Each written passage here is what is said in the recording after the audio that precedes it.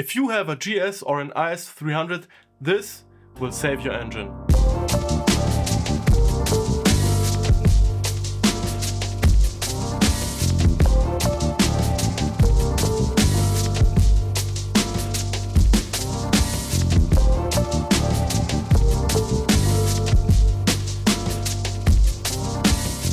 Welcome back to my channel. This is Marco from Dodo Racing, and today I'm very excited to show you our new product, our new 2JZ front sump oil baffle plates. If you have a front sump 2JZ like in a GS or in an IS, it's very important to add some baffle plates, especially if your car is boosted. One hard acceleration can be enough for your oil pump to run dry and cause a catastrophic engine failure. This is our mid sump from a front sump 2JZ. As you can see, the sump is in the front. And now, if we are accelerating, all the oil is coming back here and we have nothing left for our oil pump to suck in. This is our stock 2JZ baffle. And all this will do is it will let oil come down, but it won't prevent the oil from sloshing left, right and front to rear. So what we want to do is to add some plates to prevent the oil from sloshing from left to right and front to back. So this is a baffle plate from one of our competitors. As you can see, we have 4 plates which don't allow the oil to slosh around.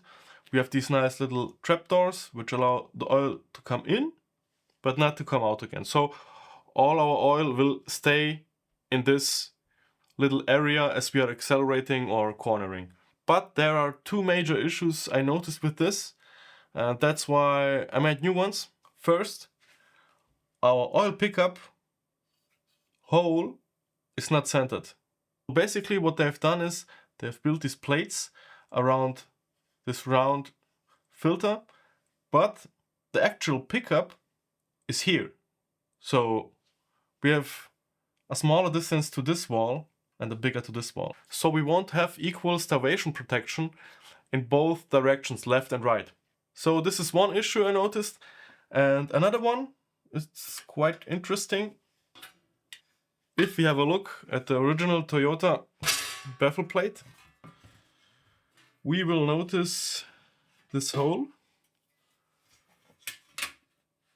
which is covered halfway by this plate.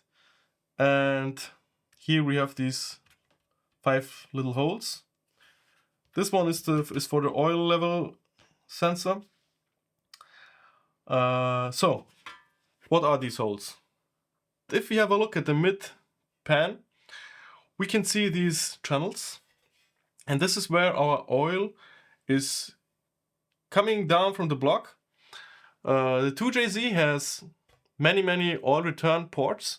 Between each cylinder on both sides, the oil will drop down, come here, and go back into the pan.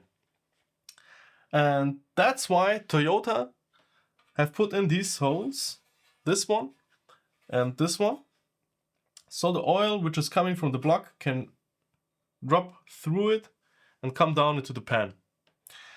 Actually, what I've also noticed is here would be the next hole where oil is coming from the block.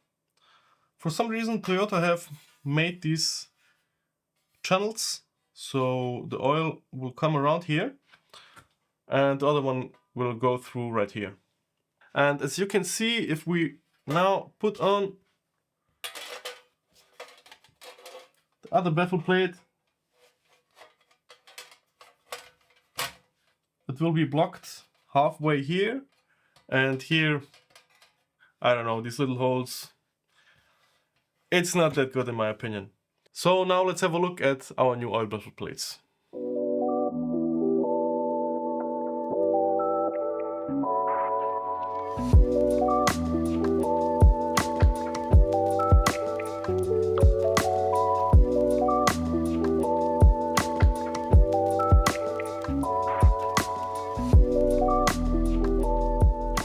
Now we have our new oil baffle plate installed, and as you can see, now the oil pickup hole is centered, so we will have equal protection from oil starvation in both directions.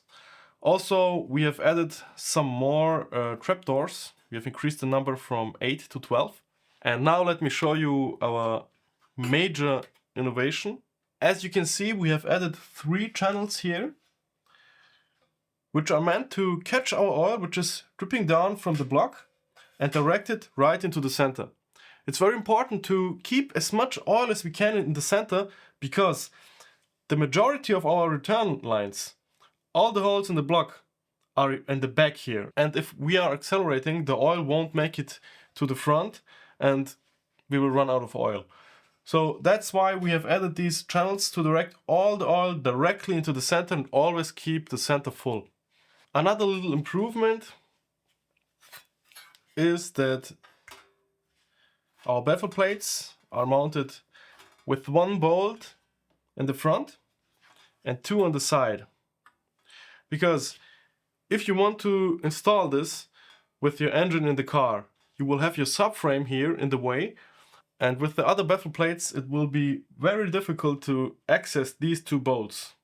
So this is why we have relocated them to the side here, so we can easily access them.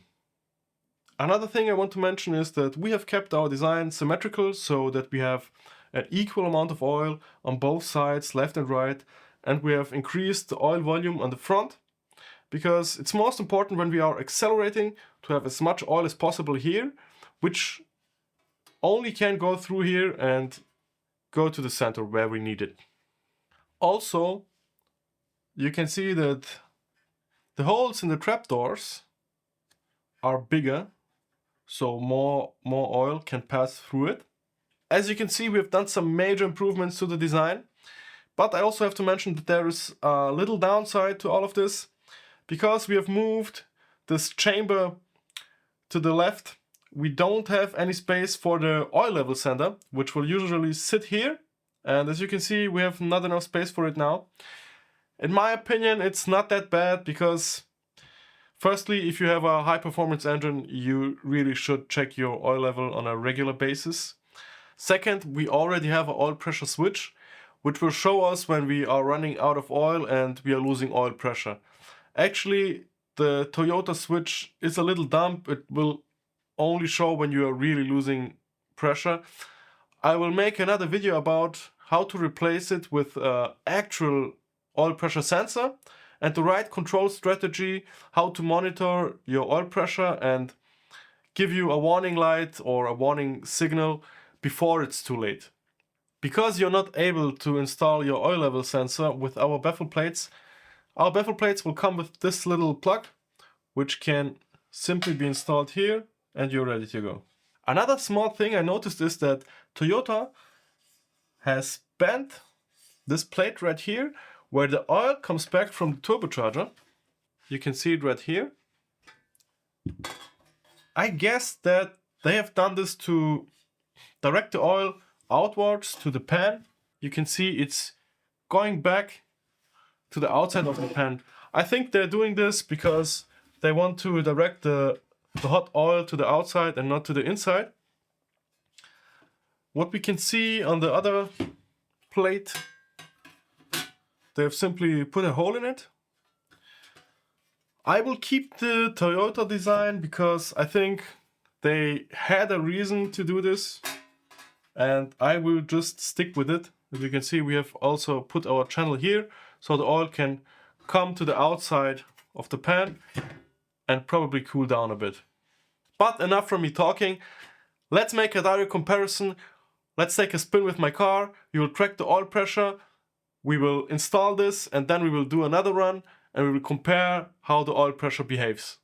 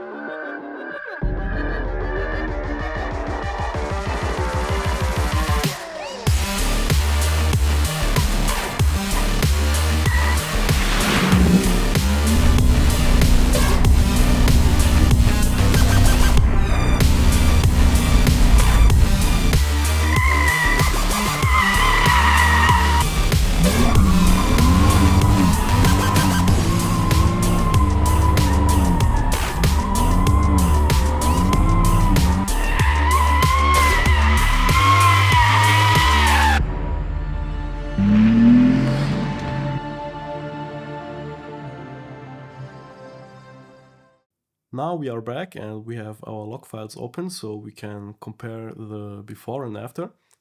The purple line is showing our oil pressure, and below that we have our blue line, which is my minimum oil pressure threshold I've set.